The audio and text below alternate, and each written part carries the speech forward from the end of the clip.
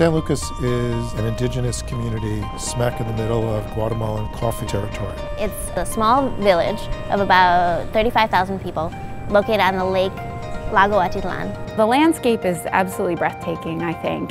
It's mountainous, there's volcanoes, including active volcanoes, but there's a lot of malnutrition, a lot of conditions without electricity or running water. But what was most apparent to us was the lack of medical services.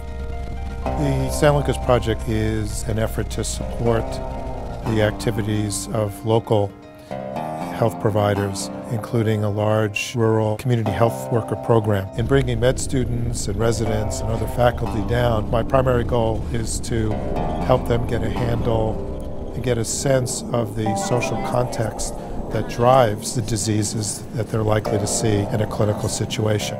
Dr. Wise, I think as an academic researcher, is highly regarded for his work looking at health disparities in pediatrics. But when we got to San Lucas, he really becomes kind of a new individual. He is known as Dr. Pablo. He was there as a kid when he was 19 for a few years doing work in land redistribution. He has formed this relationship with the community there and has continued to go back there as a physician working within the local healthcare system. The amount of time that students spend with us can vary, usually not less than about 2 weeks. Often they'll leave at midnight from San Francisco, and by 3 o'clock in the afternoon the next day they'll be out in the communities working.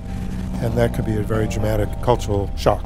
It almost always means they're up by 6 a.m. with all kinds of roosters, dogs, molinas, which are the mills for making masa for tortillas, are very loud and they get going very early in the morning.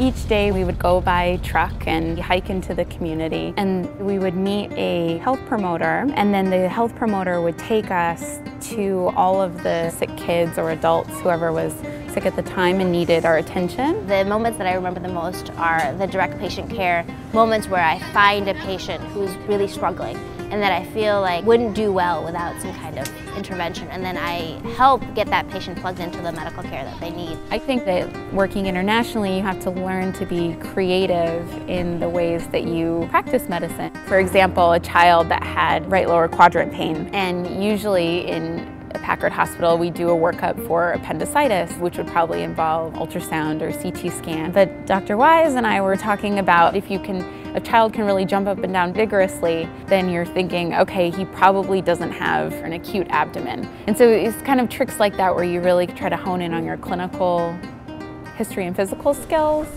There are students doing research there.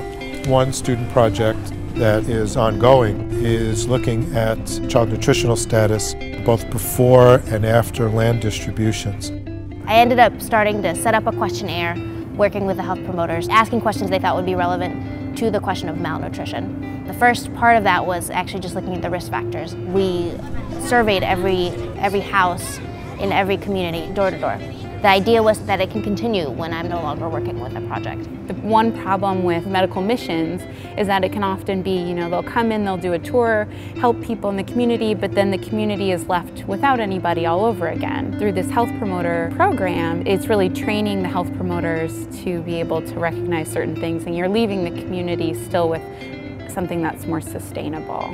Much of what we do there, often in evenings over popcorn and sometimes beer, if they're old enough, will be to discuss and try to make sense of what they're seeing, what they're doing, and what their expectations of their own professional life will be. The reason that he brings students down there is really as an education, to see what is one way that you can approach international health. It's more of an exposure to get people thinking about, do I want to do something like this, or what are the struggles here, what is a better way to do it? It's a very important question that I always struggle with, which is, what is the role of a physician in areas plagued by diseases of extreme poverty?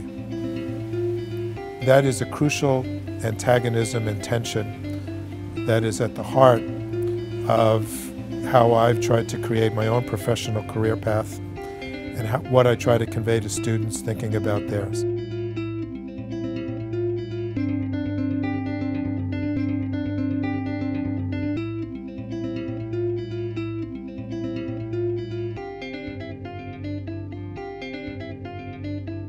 The preceding program is copyrighted by the Board of Trustees of the Leland Stanford Junior University.